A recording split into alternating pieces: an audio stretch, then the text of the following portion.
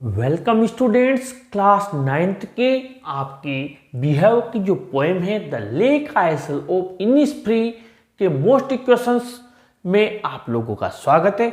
और हमने आप लोगों के लिए यहाँ पर देखिए ये इतना सा मैटर प्रिपेयर किया है यहाँ तक का, और इसी में से आपकी 5 क्वेश्चंस प्लस जो क्वेश्चंस हमने यहाँ नहीं लिखे हैं लेकिन आप लोगों के एग्जाम में आ सकते हैं, वो भी इसी कंटेंट से, इसी आपकी मटेरियल जो हमने दिया है इसी से मिल जाएंगे।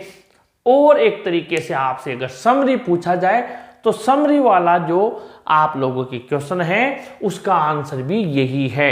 यानी कि मैंने यहाँ 5 लिखे हैं लेकिन समरी वाला क्वेश्चन भी पूछा तो वो भी आंसर यही है।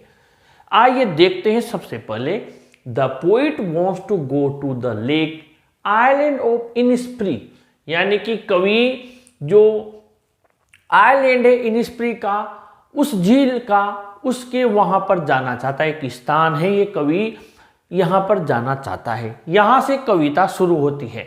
He wishes to build there a small hut of clay and wattles. कवि यहां पर मिट्टी और टहनियों की एक झोपड़ी बनाना चाहता है। He will sow 9 rows of beans and keep a hive for the honey bees. वो वहां पर सेम के बीजों की 9 पंक्तियां क्यारियां बनाएगा और एक मधुमक्खियों के लिए छत्ता भी लगाएगा। ऐसा वो यहां पर इमेजिन करता है। The poet is tired of boring and unnatural city life. कवि जो शहर की जिंदगी है वो उसको उबाऊ लगती है, अप्राकृतिक लगती है, उससे वो थक चुका है। The poet expects to have some peace in the dripping morning dew and singing crickets in the morning light. कवि यह आशा करता है कि सुबह की गिरती हुई ओस की बूंदें और गाते हुए झिंगुर, सुबह की रोशनी में गाते हुए झिंगुर उसको शांति प्रदान करेंगे। He will enjoy the sight of the midnight glimmering with starry light. वो आनंद लेगा उस साइट यानी नजारे का, मध्य रात्रि की झिलमिलाहट जो तारों के प्रकाश से हो रही है।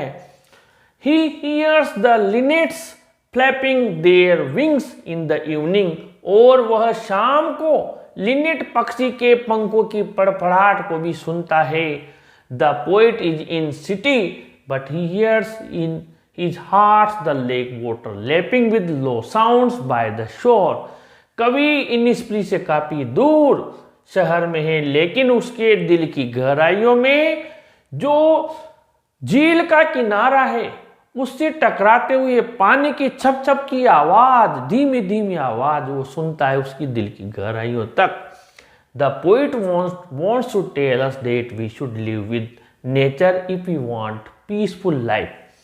कवि हमें बताना चाहता है कि हमें प्रकृति के साथ रहना चाहिए यदि हमें सुकून से, शांति से जिंदगी जीना चाहते हैं। तो ये तो हो गया इसका हिंदी ट्रांसलेशन। पहला क्वेश्चन, थीम में से central idea of the poem क्या है? तो मैंने पहले लिख दिया थीम में से सेंट्रल आइडिया। मान लीजिए थीम आए तो फिर आप थीम लिख देना, में से सेंट्रल आइडिया मत लिखना। जैसे the theme of the poem the lake isle of Innisfree is that the poet wants to tell. ये यहां से लिखना है, यहां पर ध्यान दें आप, इस जगह वहां से नहीं, यहां से लिखना है the poet wants to tell. ये देखिए the poet wants to tell यहां से लिखना है, शॉर्ट में आने पर the poet wants to tell से लिखना है आपको ये, और यहां तक लिख देना है, ठीक है। और लॉन्ग आंसर में आने पर आपको वापस प्लस करके ये यहां से द पोइट से लेकर और बाय द शोर तक लिख देना, ठीक है। अगर शॉर्ट में पूछा जाए तो एक लाइन लिख देना, लॉन्ग में पूछा जाए तो इसके बाद में यहां से लेकर और इस लाइन के ऊपर तक लिख देना, ठीक है। आगे बढ़ते हैं। How does the poem open, कविता कैसे शुरू होती है, और where does the poet want to go and do there, कवि कहाँ जाना चाहता है और वहां जाकर वो क्या करना चाहता है। तो answer the poet wants to go, the poet wants to go से लेकर और आपको लिखना है फॉर द हनी बीज तक, यहां तक। ये इसका आंसर कंप्लीट हो गया। Why does the poet want to go to Innisfree, कवि इनिस्प्री क्यों जाना चाहता है?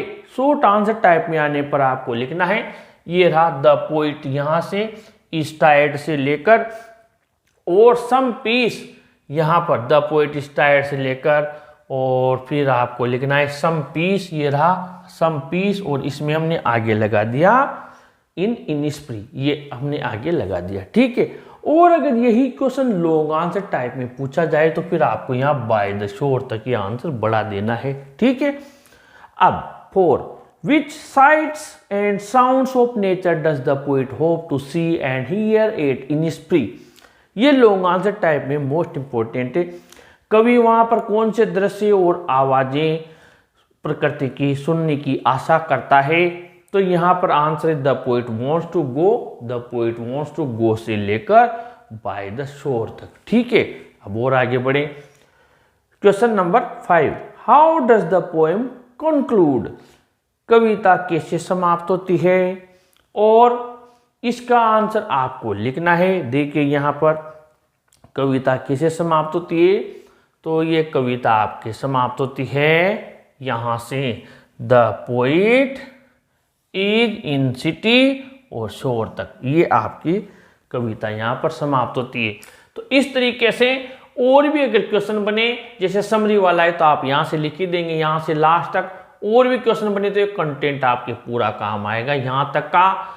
इसको आप नोट कर लीजिए, इन क्वेश्चंस को नोट कर लीजिए, एग्जाम में आपके लिए बहुत ही ज़्यादा लाभकारी होगा।